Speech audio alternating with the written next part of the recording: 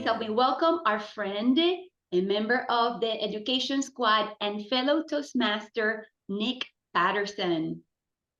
Good afternoon. It is awesome to be here with Toastmasters from North and Central Florida, as well as around the rest of the world.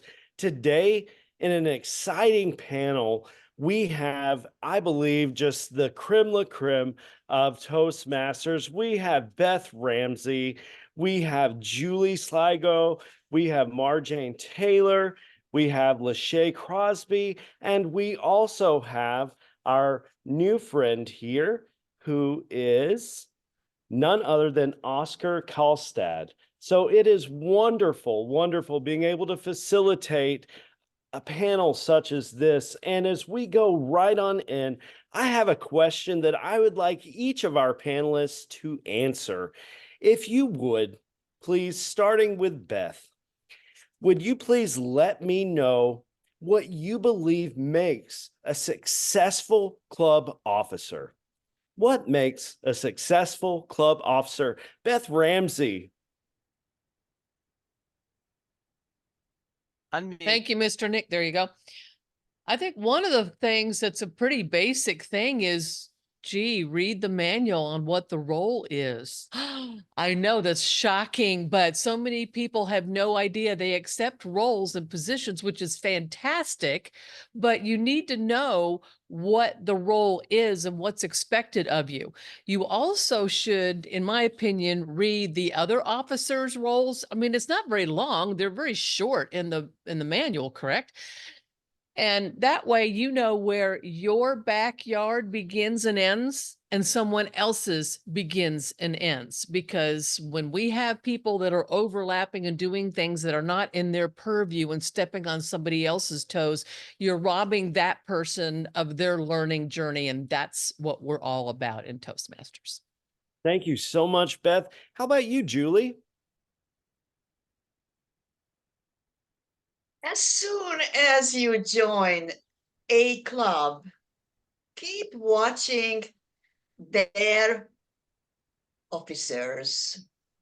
And after a while, what Beth was recommending, read the manuals and learn as much as you can, and volunteer your time and energy and expertise. In addition to that, develop trust and communicate regularly with each and every officers, attend the officer meetings, ask questions, contribute your ideas, but definitely build a relationship with each and every officer. And this way, the trust is going to develop and envelop your whole team in a beautiful way. That is my current comment for you. Thank you so much, Julie. And I'm moving on now to Marjane. Well, Beth and Julie both had some great suggestions. And so, yes, do those. I think the other thing is get to know your other club members. Find out what their goals are, because if you're a club officer, that's what you're there for, is to help serve the other members. So, yeah, I think just getting to know your other officers, reading that manual so you know what you're doing, and then getting to know what your club members are looking for. How can you help them to get to their goals? Because if you help them get their goals, you're going to be helping yourself also. Absolutely. Wonderful response, Marjane. Lachey, I can't wait to hear from you. Thank you, Nick. All of our panel has made some great recommendations. What I would also like to add to that is being an active listener, to engage your club, to identify what it is they want to see from the leadership team. I also believe as a leader, it's also important to model the behavior that you want to see out of your club, and to also be able to set that example so that you can be a distinguished club within your club. For example, if you see someone that's falling behind or maybe doing a path, be a leader and just give them a little nudge and help share how that contributes to their learning growth, but also to the success of the club as well. Thank you. Absolutely awesome, Lachey. And Oscar, certainly not least, but last right now, would you please let us know in your words, what makes the most effective feature of an officer? But to me, I get it summed up by Randall Crosby, who's actually blind, was not always blind, but then had the opportunity to have to work through that and establish successful businesses and so on. And I think about how he looks at it. He says, we come into this club, what can we get out of it? But then you think you stay because what you can give away. And I look at that and I think about each individual that comes in and, as an officer, if you put your attention, your focus and your energy on those people that come in and you look at their value and you can see something that they don't see in themselves, which is often what we're trying to shine a light on. And when you do that, that magical miracle comes out. My experience, with this is, I'm a huge fan of Sandy DePrimo and George Hazard. That's part of our Disney community. But when Sandy came into the club, she had no background, let's say, in public speaking, but she had a little bit of theater. And she said to me, she jumped in and she started to look at what you could do, and then volunteering people that, oh, you want to do this? Boom, boom, you volunteer them. And take it on like they're you, and that they're that valuable. And she didn't want to compete, but I want to compete. And she coached me through it. And I moved up several levels. So the possibilities are endless when you focus on the other person and you see the value that they may have values beyond anything that any of the club members. Thank you so much for those responses. Absolutely. And as we dive in today to more of the questions that are, I believe, necessary, it seems like we're already kind of on the edge of some of those questions now. There's a question about connection, because it seems like that's where we were all going in that response, is connection. I would like to ask, in particularly, both Julie as well as Marjane to consider and answer on this. How do you create connection in your club? How do you create connection in your club? First to Marjane. I belong to 2 clubs, and Find Your Funny is the club that is my advanced club. It's a club based on humor. We started a program called Humor Buddies, and it can be adapted to any club, but what we do is we pair up for 2 months with another member. And it can be 2 newer members, it can be a more experienced member and a newer member. But what we do is just help each other through whatever's coming up that we need to work on. It can be, we might discuss something that one of our headliners talked about, an educational session. We might work on our next speech. We might work on the leadership project. But I took that also to Leadership Toastmasters, my other club, my home club, as a mentoring buddy club or program. And we do the same thing. We pair up for 2 months and help each other with those next steps. And sometimes all you need is someone to say to you, what are you working on next? To get to that next step. And it helps build those connections too, because we do switch every couple of months. That way, maybe sometimes you get a mentor or a buddy that's not all involved, and sometimes you get one that is, and it all works out in the end that way. Thank you. Terrific response, Marjane. And Julie, I'd love to hear from you on this. You will get it. First of all, I encourage all of us to arrive early and stay after the meeting. Encourage everybody to tune in, whether it's Zoom or face-to-face meeting or hybrid meeting. And some people may be able to stay after the meeting. And this is where we can actually socialize and build relationships.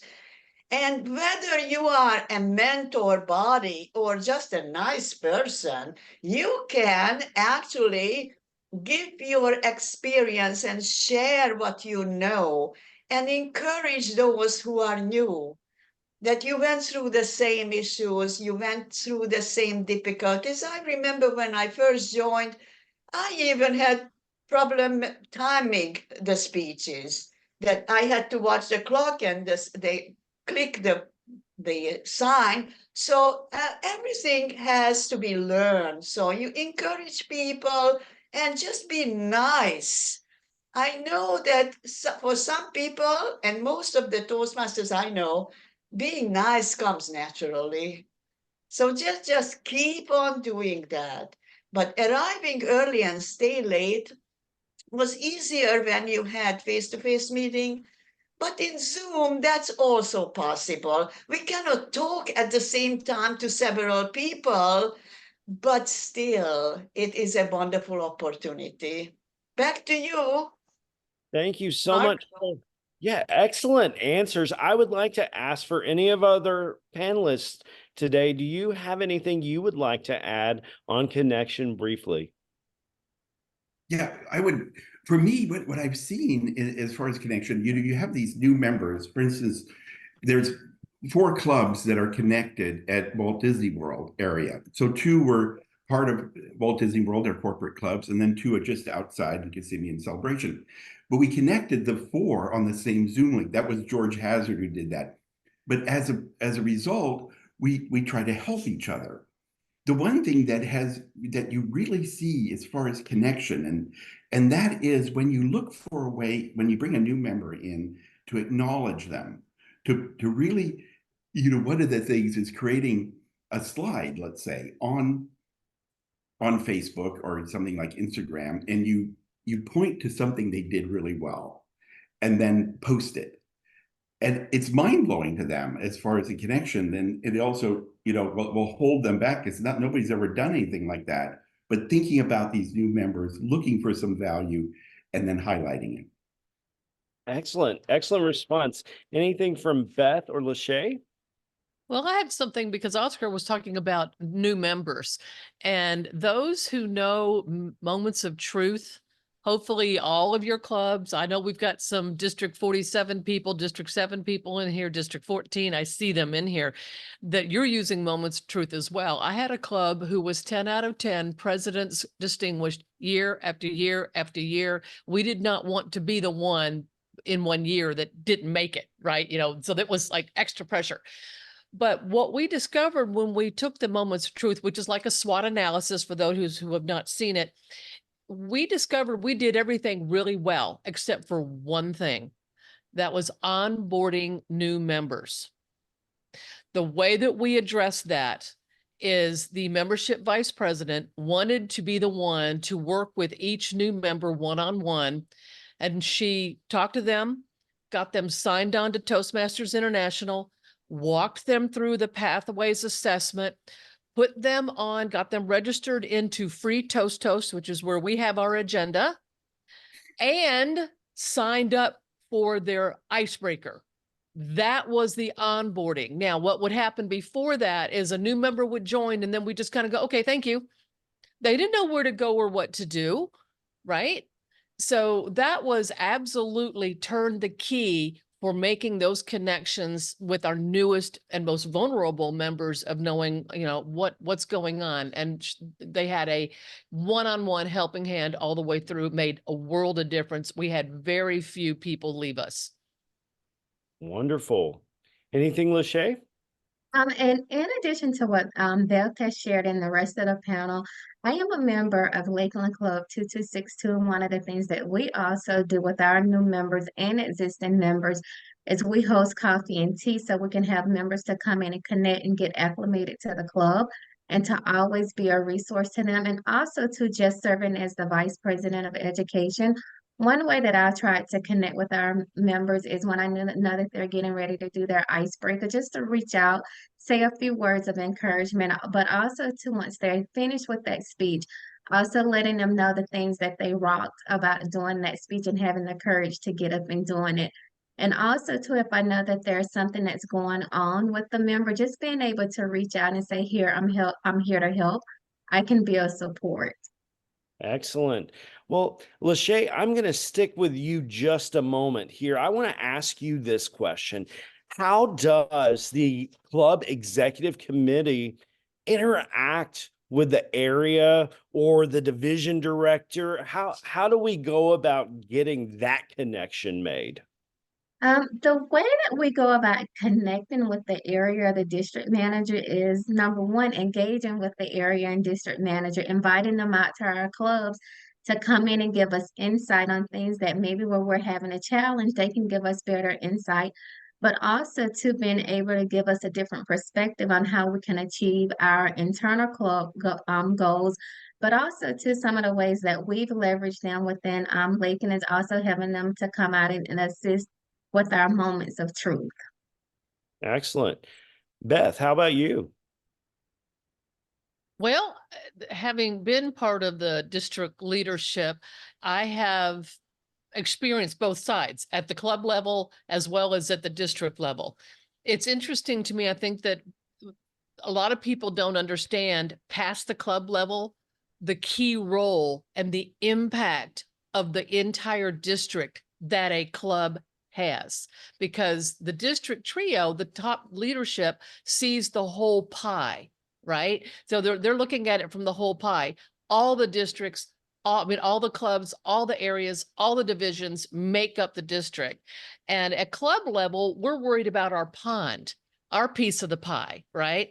And I think that that's a connection that needs to be good. And the way that we interact with that is hopefully club members will look beyond the club. There's all sorts of leadership opportunities to learn more and grow more and be, if you want to be in event planning, volunteer to be on the conference committee. If you want to get into writing, get on the newsletter. If you want to be, if you want to learn parliamentary procedure, then by golly, be a parliamentarian for a club or an area or a district. There are all sorts of opportunities out there. And I think that's the way that we can all interact and make sure that we all know. Again, I kind of go back to the backyards. We need to know where our backyard begins and ends. And areas have a function, divisions have a function, and districts have a function. And I don't know about you guys, but it took me forever to remember what the order was in. I had to become an area director to realize, okay, wait, that's the first stop after a club. Okay. So it's very helpful. Absolutely. And especially as new committee members and team members, as we are constantly changing, just not assuming that anyone knows that this is how it works. What about you, Oscar? Any thoughts here? One thing that gets missed about the whole Toastmaster experience, and it needs to be presented at the beginning of the show when somebody joined, is the opportunity that steps beyond the club and to get that picture placed in front of them early on. Because just like we try to invite people into Toastmasters, and it's 10 or 12 times before they even show up, the same needs to happen within the club so that people become aware of the officer structure out there, which is actually a tremendous leadership opportunity for people. And they don't realize how that would transform their life. Now, we do have some people that are very good at keep asking and asking. And I would just, encourage people to just put it out there, gently ask. Yes, they probably won't say yes the first time, but as that door opens and they see what it is and they see the potential that it could change their life, but whose lives they actually could change. And again, I come back to that place where, well, there are these clubs out there that are struggling. You could help them. What would that do for you? What you give away, you get. It's an amazing feeling to turn around a club, to make something happen. And, for instance, we went for 2 or 3 years trying to start that celebration club, but we were a team, a group of us, but we'd have 2 people show, 1 person show. And eventually it's been 50 people. The club is thriving. I give a lot of credit to people like George Hazard or Sandy DePrimo. But on the other side of that, I look at the lives that we touched, all those lives, and what a difference it made for them. And that gives the joy in life. And I'm telling you, if you can present that opportunity of leadership and transforming clubs, transforming by having that broader approach, it just, you know, that's a gift you give away, but that's a gift you get. Absolutely. Thank you so much. Yes, Julie, quickly. I think it belongs to this subject that make yourself visible. I attended the new member orientation when I was new member. I was not a new member any longer, but that was the first time when I met the trio. And I enjoyed their speeches and I learned a lot, even though I was not new. And this way, I met people who actually discovered me where I could be pulled into. For instance, the Synergy newsletter, and I have been meeting tremendous people through these pull-ins. Excellent. Thank you so much. Marjane, I want to jump to you really, really quickly. And if you would lead us off in this discussion, what is your experience as a member of an executive committee meeting? And also, what's the purpose? What's the purpose? What is all this about? Guide us through that, dear. Sure. I've been a member of Toastmasters since 2011. And shortly after I joined, I took my first club officer position. And I've been a club officer in multiple clubs since then. I think that, first of all, it's just crucial for clubs to have club officer meetings to get on the same page together. You know, we've had several people talk about the Distinguished Club Program, setting goals. It's really hard to do that if you're not meeting as a group. So that's like my number one suggestion, just have a meeting so that you can set these goals and so that you can kind of keep things on track. And when I say have a meeting, it doesn't have to be a long drawn out thing. In fact, I think most people would rather have it just be short, to the point, maybe a little report from each officer, what's going on, you know, Sergeant at Arms, is there anything you need? VPPR, is there something for you to publicize? What's out there now? How can we share this? VPM, do we have new members? Do we have members who haven't been attending?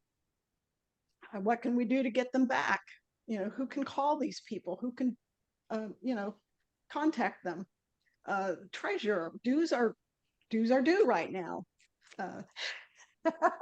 So each, you know, and the VPE, of course, that's a huge thing. And the president really is just kind of, to me, corralling all of this and assisting as best possible. But everybody has their own little piece of the pie and role. And, you know, but if you can coordinate, it makes it so much easier. Absolutely. Any other panelists like to jump in with this question? I'll jump in. There is nothing like being on a leadership team that has a clear vision, a plan, and they execute the plan with vitality, with energy. Energy is what sells. Everybody is watching you as a leader, whether it's club level, district level, and everything in between. There was a member who was watching everything you do, every facial expression you have, which is kind of creepy sometimes, but it's true. But they watch us and they want to see, do I want to do that? And it aggravates the crap out of me when I hear people, wow, I'll bet you'll be glad when your president is over. You know, I'll bet you, yeah, I can't wait. Oh yeah, I really want to do it when you're acting like that. You bet, boy, I want to just step right up and volunteer. No, it's all the privilege. If leadership were easy, and this is, you can quote me, this is my quote, I've been saying this for 30 years. If leadership is easy, everybody would be doing it. And it's not. It's a challenge because, and here's the fun part with Toastmasters, I think, it changes every year. The leadership changes, the club members change, the strategy on the distinguished Toastmaster program on the dashboard, everything changes, and it's a change in strategy. It's a challenge. It's fun. It's inventive. You can be creative. There's all sorts of fun things to do. And that is what really gets things going. That sparks me when I'm serving with people who are just vital and they've got a vision and they're go for it, man. Tell you what, there's no stopping. Absolutely. I love that energy you just shared with us there, Beth. Absolutely. So, one of the things that I would love to know in your experience, and I'm going to just throw this one out there for you right now, combining two questions here. Number one, how do we reinforce the benefits of membership? How do we reinforce the benefits of membership? And how do we recognize our members? How do we reinforce membership? And then how do we recognize them as an executive committee? Anybody? Well, there's so many different ways to recognize people, but you come back. I always think come back to the basics. Maybe when you talk about just a smile, just talking to them, just seeing what they want, who they are, asking a question, getting that connection, and when you uncover that, opportunities to acknowledge them show up. And you kind of find out what really gets gets them going, what they need. And if you can uncover that, so many of these people are just when they come in new, that they're terrified of the whole situation or the discomfort. But if you can find something about them where they have already succeeded in their life, and then you look at that and you try to find that value that they offer. Because if you look at every person who comes into your life, maybe neither a friend nor a foe, but they're your teacher. You think of the value that they are to you. And when they come in, if you make them aware of that, and it may be, but I do believe that there are little things. I mean, here, as far as recognizing people, here's some notes. This my friend Sandy DePrimo wrote to me. Thank you for always brightening everyone's day, right? Here's another one. Thank you for changing lives. It didn't take a few seconds to do that. But guess what? They're still on my desk. I got those about 5 years ago. So that's what, think of the little things you can do. The big things, yes, you can go out and you can get those trophies like our wonderful friend Beth Ramsey did when you go out and compete. Look at that. And then, I sit on my desk and look at the value of that. But there are so many simple ways to take that time, that moment to have that connection and look for that value of that person because it's there and just highlight it. Absolutely. Would any of our other panelists like to comment on this? Yes, I love that, Julie. Lachey, go for it. I would also like to add to what Oscar is sharing too as well with the value of the benefits, with getting an idea of understanding truly what it is the member wants to get out of Toastmasters. It could be something around their aspirations as far as like their career goals, and maybe just more so about networking, how all of that can align back to where they're trying to go within their particular life. And with the recognition piece, as serving as the Vice President of Education within Lakeland, one of the things that I tried to do to recognize all of our members is send a message when someone has achieved a level on behalf of the executive team, sharing with them how that brings value to the club, on how it gets us one step closer to achieving being a distinguished club. Excellent. Yes. Nick, I just wanted to share, we're talking about internal. What about external? If you've got guests coming to an open house, what are the benefits of joining Toastmasters? And one of the things I love to tell people is if you're nervous about saying your name in front of a group of people, we can help you and support you. If you want to know how to give a spontaneous response to your boss asking you a question coming down the hallway, we can help you and support you. If you want to know how to run an effective meeting and stay on time and write an effective agenda, guess what? Same thing. So those are the benefits. It's always a, what is it I'm going to get out of giving you my $60 and spending an hour every week with you? And we have to look at it from their point of view. And not only that, there's fellowship, there's networking, there's leadership skills. For golly sakes, it's just ongoing forever. So those are the things that we need to share and remind one another that that's what we get. Absolutely, especially if you have found yourself in that place where you're distressed, you're disillusioned, you're like, why did I do this? It is important to remember those things because there are benefits. We have to reinforce those benefits of membership, not only for ourselves, but for our club members. And as we're kind of winding down, I want to thank you all for your participation today. Wow, it's amazing.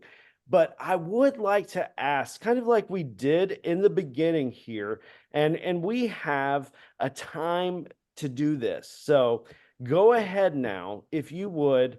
I want you to think about the main features of a successful club and how you've helped implement these things in the past, or anything that you would like to share.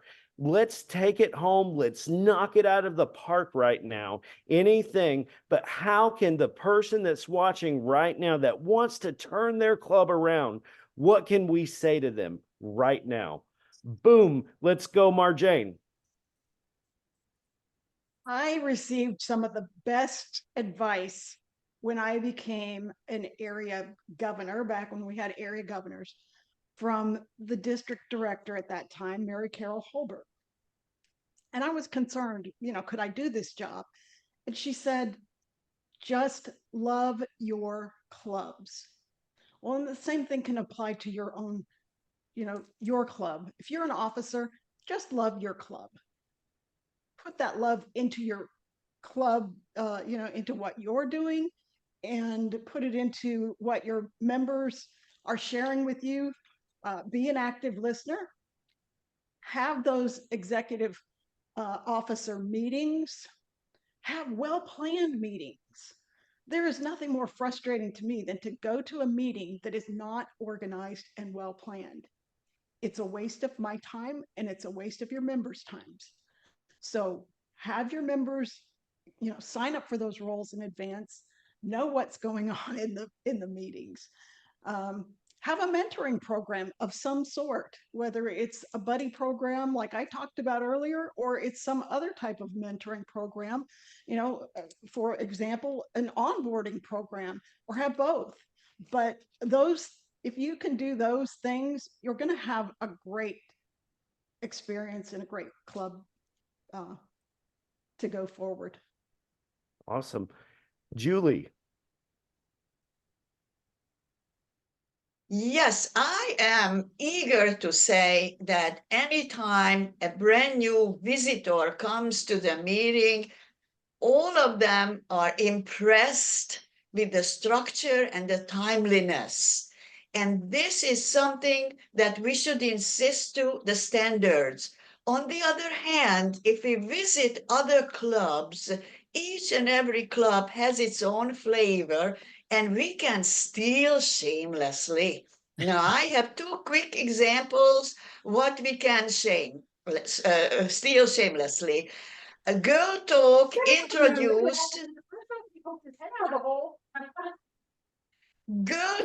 introduced a leadership spotlight up front, very short, and Susan Schultz was having the first one introducing us, Helen Blanchard, who was the very first female member in 1970, and then became the president, international president, the first one. Ever since, we sign up for the leadership spotlight. The other thing that I would love to steal from a club is that at the end of the meeting, the vice president of education asked for a volunteer to be the next Toastmaster of the day, and this person is going to be responsible to pull the agenda together before the meeting starts, so everything is filled up and no time wasted during the meeting to try to fill roles. I think this is very, very helpful. So I was eager to say all these two things. Excellent. Oscar.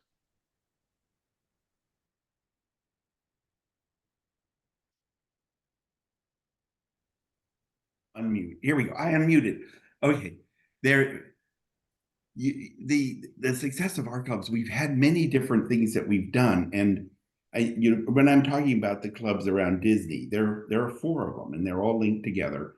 What we can do to help each other, but what has the real successful clubs within that group are when the meeting is really well organized and each job is clearly stated. We've done things like create folders for each role, the Toastmaster, the timer, and so they have that role clearly stated, and you're doing it in a format. It's like going back to basics and then just doing the basics, and it works really effectively because you stay right in the time limit, you keep things structured, and everything flows really well. What I've also loved is creating other bigger events outside of that. For instance, we had 5 of the vice presidents of Walt Disney World come to our club and speak. But now we're going to flip that, and we're going to be the speakers and create events and go to Walt Disney World and get a place, even if only 2 people show up. It's going to, it gives us a little bit of a big purpose, and finding that, yes, maybe these people are very experienced and well-known and they have big status, but we're like little people. But we can make an impact in giving that opportunity and seeing how that could transform people's lives and the power that we have in having that opportunity. So the power of our 4 clubs coming together, the power of just back to the basics, and then the power of going out to the community to provide value and believing in ourselves. Believe and then go off in faith and do it. That's what we're doing. Oh, that made me think. I'm going to jump in really fast about the going out in the community. I was in a club where we emceed the Strawberry Festival, which was a fundraiser for the Habitat for Humanity. And they asked us to MC. They had 2 different stages of they had one stage of bands. The other one was just like, little acts and things. People would bring their pets and, pie eating, stuff like that. But they had us MC both stages for 2 years, and we got out there, had a booth, the whole bit. We had great practice. It was all, on the money. It was really a lot of fun. That's going out in the community, getting our name out that direction. That was really cool. Thank you, Beth. Look for those opportunities. And what are some other main features, Beth, in your experience of a successful club, and how club officers can really spearhead that in their own clubs? Oh, I think the number one thing is energy. I really do. Okay, we're going to come together. We're going to have another meeting. Yeah, I want to be a part of that. No, energy. We're glad you're here. This is what we're doing. And have really creative, creative events and during your clubs. I've had all sorts of different things. We had one time at Halloween, because we didn't have a speaker that day. The person unfortunately got sick, so they were going to do a lengthy one.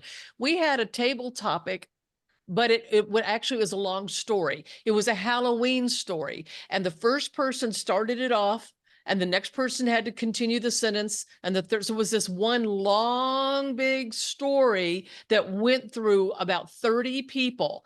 And by the time it went to the last person, it was a completely different, but it was hysterical. People loved it. And when you are creative, do a table topic. So you grab a type of transportation, a piece of paper that says a different amount of money, and then something that says a third thing that you pull that says you're going on this trip and why. And you have to create a table topic using all 3 of those things. That's hard. Challenge ourselves. But I think energy and creativity is really the cornerstones of wonderful clubs. Everybody would want to be a part of that. Absolutely. Lachey Crosby, you have been such a pleasure to get to know through this process. I want to ask you now, what are the main features of a successful club and how you've helped implement these features in your role as a club officer, as part of that team that we talked about? Take it home Well, for us. what I believe makes a strong, successful club is having a strong executive committee, one that aligns together with the club that you're in, knowing what those goals are going to be. The way that I've helped implement those is being able to come before our club and share what direction we're heading into for that program year, laying out that foundation early on. One of the things that I've always done serving in my term is my very first speech of every new year is actually breaking down those 4 goals that we have to hit to become distinguished. And I am consistently updating the club on what our progress has been. I do take sometimes, if I'm not going to give a presentation on it, I do leverage my table topics as an opportunity as well to keep the club informed on our status. And lastly, I would say is also being able to leverage the skills that you have within your club. For example, we have the pleasure of having Dr. Maria Martinez within our club. So she's someone that we leverage quite a bit. So those are the things that I think make a successful club. Absolutely. Thank you all so much for being here today. Now, we have about 2 minutes. We're all Toastmasters. Let's show them what we can do here. Any burning thought? I told you I was going to do this. Any last minute thing that you just got to say to this group of 252 today? Julie, you're first. When you enter the meeting, leave your personal problems behind. We all have some headaches. Leave them behind. And also be prepared. These are the 2 things I keep in my mind. Absolutely. Marjane, you're next. I'm going to go back to Ralph Smedley. We learn best in moments of enjoyment. Have fun. Have fun. Have fun. And that's why that's part of our whole membership pledge each week, right? We have fun doing it. Yes. Beth, I know you've got something else to say for us. Come on now. I'm shy and quiet. Say yes. You can do it. There's a support system all around you. Say yes to the opportunities. Absolutely. Oscar, talk to us. Well, for me, it's look for the greatness in other people. Just look for it. And when you point to it, it's there. And bring it out. Believe in them. Speak about it. And open that door that they don't even know they have. Because if you bring out something in somebody, they're going to want to come back. And put it out there. Put it out there on social media, whatever, that you can make sure that you know the value that they are. It's not like, oh, I have all this experience and I'm going to come to you and tell you how to do it. These people who come in have tremendous value. Make sure that you tell them that and that make them aware that that value is there. Thank you, Oscar Lachey. Any 10, 15 seconds here to share with us as we close? I would say, Nick, just show up, keep coming, get your nudge, and just put your best foot forward. Absolutely. Well, thank you all. Would you all please join me in thanking our panel today? It has been a pleasure hearing from your experience.